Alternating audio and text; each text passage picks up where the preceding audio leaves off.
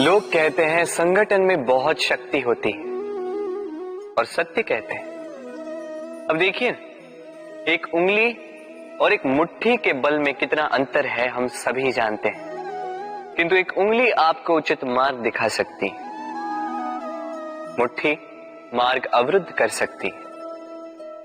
इसलिए यह जानना अत्यंत महत्वपूर्ण है कि संगठन और भीड़ में क्या अंतर है। इसे पहले पहचान। संगठन वो जहां आपका अपना व्यक्तित्व, अपनी पहचान, केवल शक्ति पाने के लिए भीड़ का भाग बन जाना ठीक नहीं, क्योंकि ये भीड़ भले ही आपको शक्ति दे किंतु आपसे आपकी पहचान छीन लेती है। इसलिए संगठन में रहिए किंतु अपने व्यक्तित्व को, अपनी पहचान को, इसे कभी मत खोइएगा। राधे राधे। क्रोध, क्रोध क्या है कौन नहीं जानता। हर आयु, हर वर्ग, हर श्रेणी के व्यक्ति को क्रोध का अनुभव हो चुका है। बल्कि किसी किसी का तो परिचय ही इसी प्रकार दिया जाता है कि ये व्यक्ति अत्यंत क्रोधी है, इससे तनिक बच के ही रहना। अब क्रोध क्या है हम सभी जानते हैं, किंतु ये क्रोध कर क्या सकता है ये बहुत कम लोग जानते हैं। क्रोध कुछ इस प्रकार है, किसी जलते हुए अंगारे को पकड़ना और किसी और की ओर फेंकना। अब इसके पीछे आपकी मंशा होती है सामने वाले को जलाने की, किंतु उससे पहले तो आपके स्वयं के हाथ जल जाते हैं। तो स्मरण रखिएगा, जब भी आप किसी और पर क्रोध करते हैं, सर्वप्रथम वो आपके विनाश का कारण बनता है। मैं कहता हूं, जब इस संसार में करने के लिए प्रेम है तो क्रोध करना ही क्यों। प्रेम कीजिए, यही प्रेम सब में बांटिए और इसी प्रेम के साथ कहेंगे राधे राधे। भय, ये भय सदैव मनुष्य के साथ ही रहता है। कुछ खो देने का भय, जो पा लिया उसे खो देने का भय, अब जिसके हम निकट हैं उसके दूर चले जाने का भय, जो हमारा है हमसे छिन जाने का भय। अब मनुष्य सारा जीवन व्यतीत कर देता है इस भय की छाया में। किंतु क्या कभी आपने ये सोचा है कि ये भय हमें क्यों लगता है? ये भय हमें इसलिए लगता है क्योंकि हम उस व्यक्ति, उस भाव, उस वस्तु को स्वयं से समेट कर रखते हैं। हम स्वयं उसे इतनी शक्ति दे देते हैं कि वो जब चाहे तब हमें छोड़कर जा सकता है, हमें कष्ट पहुंचा सकता है। किंतु यदि हम उस भाव, उस व्यक्ति, उस वस्तु से निर्लिप्त रहें, उसके आकर्षण से हम मुक्त हो जाएं, तो ना ही वो हमें छोड़कर जा सकता है, ना ही हमें कष्ट पहुंचा सकता है। इसलिए स्वतंत्र रहिएगा और सबको स्वतंत्र रखिएगा, प्रेम को भी। राधे राधे। अस्तो मां सद्गमय, तमसो मां ज्योतिर्गमय, मृत्युर्मां मृतम गमय। कभी आपने सोचा है, काला रंग ना होता तो क्या श्वेत रंग आपको भाता? रात्रि का अंधकार ना होता तो सूर्य प्रकाश का अर्थ हमें समझ आता? ये थकान ना होती तो क्या विश्राम का अर्थ हम समझ पाते? ये भूख ना होती तो क्या इन स्वादिष्ट व्यंजनों का अर्थ हम समझ पाते? क्या इन सब का आनंद हम ले पाते? स्मरण रखिएगा, इस संसार में कोई भी भाव या वस्तु बुरी नहीं। यदि आप मानते हैं कि बुरी है तो किसी कारण से ये बुराई आवश्यक है, अन्यथा ईश्वर इसे हमारे संसार में रखते ही। इस बुराई का उद्देश्य है हमें अच्छाई का आभास करवाना, ताकि हम अच्छाई में अपना लक्ष्य साध सकें। इसलिए बुरों से कभी घृणा मत कीजिएगा। ये तो केवल भलाई की आवश्यकता के जनक है, उन्हें भले में परिवर्तित कीजिए। असत्य से सत्य की ओर ले जाए, अंधकार से प्रकाश की ओर ले जाए, मृत्यु से अमरत्व की ओर ले जाइए, किंतु प्रेम के पथ से। राधे राधे। अक्सर हमारे पास एक बहाना होता है, एक खींच होती है कि संसार में हम करें तो क्या करें, जो हम करना चाहते हैं वो पहले ही कोई कर चुका है, हमारे पास तो कुछ करने के लिए ही नहीं है। यदि आपको उदाहरण दूं तो इन पूजा की थालियों को देखिए, पहले से ही सब कुछ सज्ज करके रख दिया गया है। अब ऐसे में हम सोचते हैं कि करना क्या शेष है, सब कुछ तो पहले ही हो चुका है। अब यहाँ पे समस्या कर्तव्य में नहीं है, यहाँ समस्या हमारी सोच में है। हम ये सोचने में समय व्यतीत करते हैं कि क्या हो चुका है। हमें ये सोचना चाहिए कि क्या करना अब भी शेष है जिसमें हम अपना योगदान दे सकते हैं।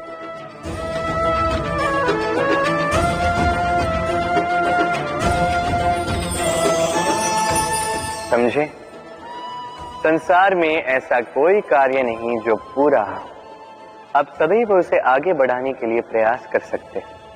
आप उस कार्य को और श्रेष्ठ बना सकते हैं। बस आवश्यकता है तो सकारात्मकता की।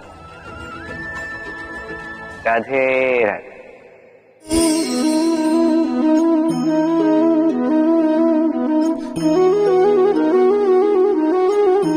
चलिए आज आपसे एक प्रश्न पूछता हूं। मनुष्य अंधकार से भयभीत रहता है, ऐसा क्यों? इसका उत्तर है कि इस अंधकार में मनुष्य कुछ देख नहीं पाता, न आगे देख पाता है न पीछे, आसपास क्या है समझ नहीं पाता, न अपनी राह देख पाता है न अपना लक्ष्य, इसके कारण अपना विश्वास खो देता है और इसी कारण से भयभीत हो जाता है। चलिए अब आपसे एक और प्रश्न करता हूं। क्या इस संसार में इतना अंधकार है कि इस दिए का अस्तित्व ही मिटा दे? नहीं, उल्टा ये दिया अंधकार को चुनौती देता है, स्वयं जलकर संसार को प्रकाश देता है। ये छोटा सा दिया, अब जब ये छोटा सा दिया अंधकार से भयभीत नहीं होता तो भला आप क्यों असफलता से भयभीत होते हैं? आपके भीतर एक अमर आत्मा है, बस आवश्यकता है तो उस आत्मा को जगाने की।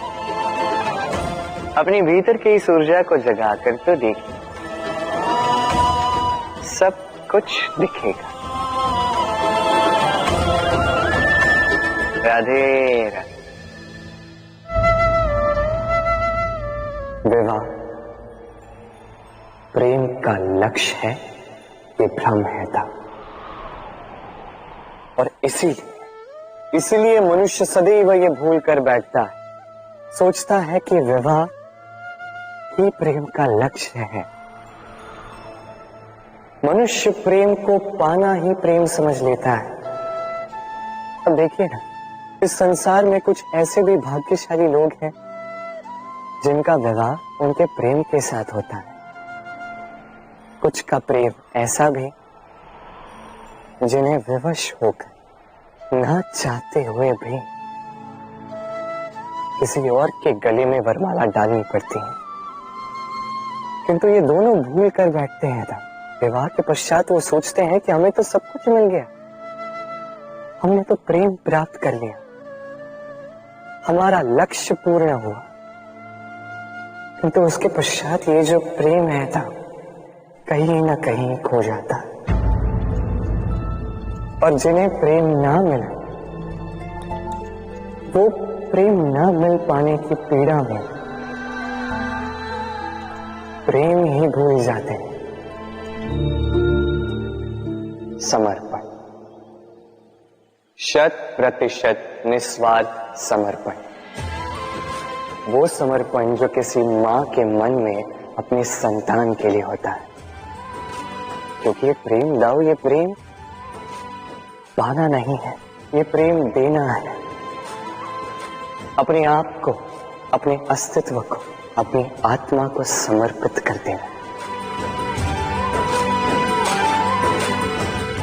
ये प्रेम ना ही शारीरिक है, ना ही भौतिक। ये प्रेम तो अपनी आत्मा का समर्पण है। ये विवाह एक संबंध अवश्य है और इसमें कुछ भी अनुचित नहीं है। ये विवाह प्रेम से प्रतिबंधित नहीं है था। ये प्रेम कहीं ऊंचा है। अब यदि मैं आपको उदाहरण दूं, तो क्या राधा के विवाह के पश्चात मैं उसके सुख की कामना करना छोड़ दूं? कैसे मैं प्रयास न करूं कि राधा जीवन में सदा सदा के लिए सुखी रहे? क्या मेरे मन में राधा के लिए प्रेम कम हुआ? कृष्ण का राधा के प्रति प्रेम कृष्ण में समाहित है ना? दाऊ, ये प्रेम पाप तब बन जाएगा जब इस प्रेम के बदले हम कुछ चाहेंगे। किंतु यदि ये प्रेम समर्पित हो तो ना ही ये अनीति है, ना ही ये पाप है। पर सेतु बांधने की कथा के विषय में तो आपने सुना ही होगा। श्री राम की सेना को 100 योजनों के समुद्र को पार करके लंका पर आक्रमण करना था। वास्तुका, नल और नील ने सेतु बांधने का उपाय सोचा, किंतु अब सेतु बांधा कैसे जाए? समुद्र इतना गहरा है, कितने पत्थर डाले जाए कि पार करने लायक स्थान हम समुद्र से ले सकें। तब किया गया एक काम, पत्थरों पर लिखा गया राम का नाम, और जब इन पत्थरों को सागर में फेंका गया तब वो तैरने लगे। अब कोई कहेगा ये राम के नाम की महिमा है, कोई कहेगा ये नारायण का कोई चमत्कार है, किंतु नहीं, ये राम का वो गुण है, उनके व्यक्तित्व की वो महानता है जिसने उनका प्रतिनिधित्व किया। कि पत्थर भी इस सागर में तैरने लगे।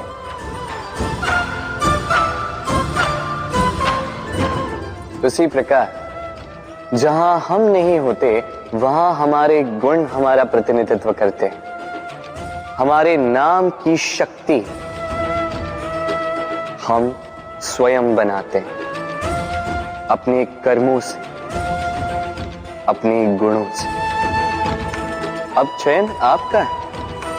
आपके नाम के सहारे कोई विपदा से बाहर निकल आता है या आपके अपयश के दुष्कर्मों से कोई डूब जाता है। अच्छे से चयन कीजिए। राधे राधे। कभी किसी पंछी को देखा है? जब उसे अंडे देने होते हैं तो वो सर्वप्रथम एक स्थान खोजता है, एक स्थान जो वर्षा, धूप, शत्रुओं से सुरक्षित हो। फिर वो अपना घोंसला बनाता है, फिर अंडे देता है, और फिर जब उन अंडों से नन्ही संतानें निकल आती तो उन्हें भोजन देता है, उनकी सुरक्षा करता है। परंतु जब उनके पंख निकल आए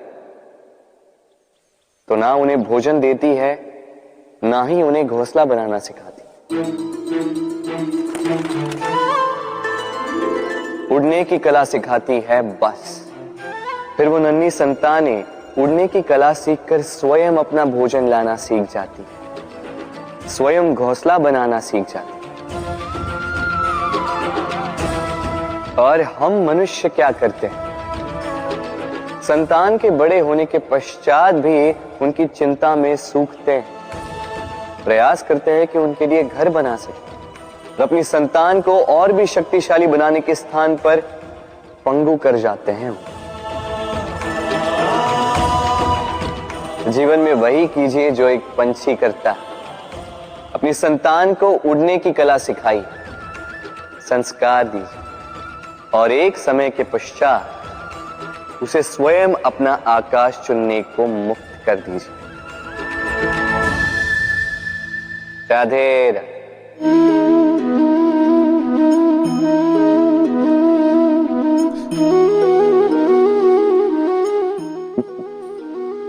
आप सोच रहे होंगे कि मैं इतनी एकाग्रता के साथ इस चींटी को क्यों देख रहा हूं। आपको बता दूं कि आज इस चींटी को देखकर मैं मंत्रमुग्ध हो चुका हूं। इसके रूप, इसके आकार को देखकर नहीं, इसके प्रयासों को देखकर।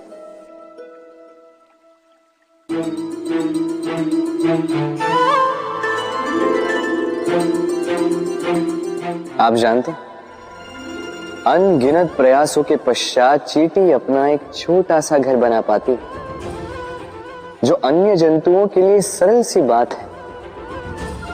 वो चींटी के लिए उसके जीवन की सबसे बड़ी घटना, सबसे बड़ी सफलता है। भविष्य में चींटी रहे न रहे, इनके बनाए हुए घर वर्षों पश्चात तक टिके रहते हैं। जीवन में सफलता के साथ भी ऐसा ही होता है।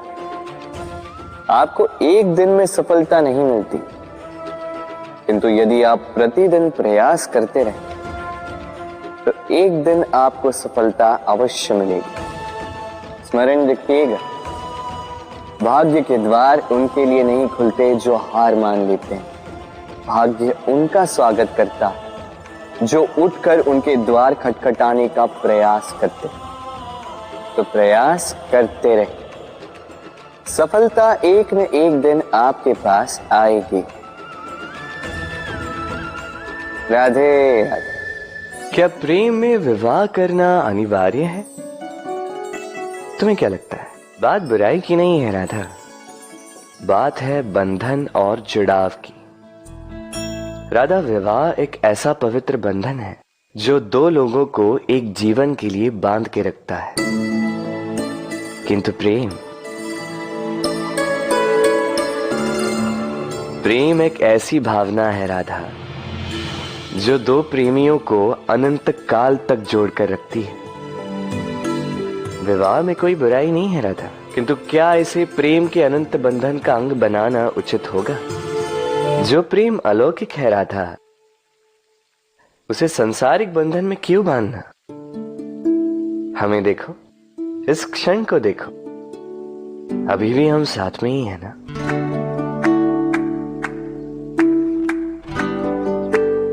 प्रेम भी यही सिखाता है राधा कि दो लोग, दो प्रेमी पूरे अस्तित्व के साथ हर क्षण एक दूसरे के संग बिताएं, बिना भविष्य की चिंता किए और इन आशाओं और आकांक्षाओं के खेल से परे होकर एक दूसरे को समझें। ये तो समय ही बताएगा ना राधा कि हम एक दूसरे के विकार, गुण, अवगुण जानते हैं या अब भी कुछ जानना शेष है। ये ताला देख रहे हैं आप?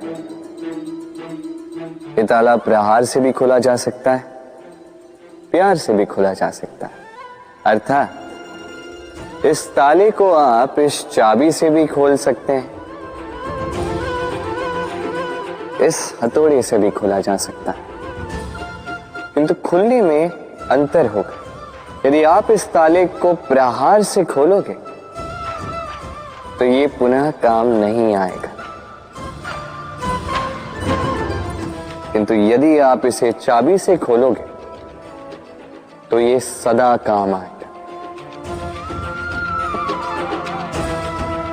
हमारे जीवन में संबंध भी कुछ इसी प्रकार होते हैं। हमारे जीवन के आनंद रूपी धन की रक्षा करते हैं, किंतु प्रेम से। यदि क्रोध से किया जाए तो फिर वो किसी काम के नहीं रहते। इसलिए उन्हें सदा प्रेम की चाबी से खोलिएगा, क्योंकि हर बार नया ताला ला सकते हैं आप, नए संबंध नहीं ला पाएंगे। राधे राधे।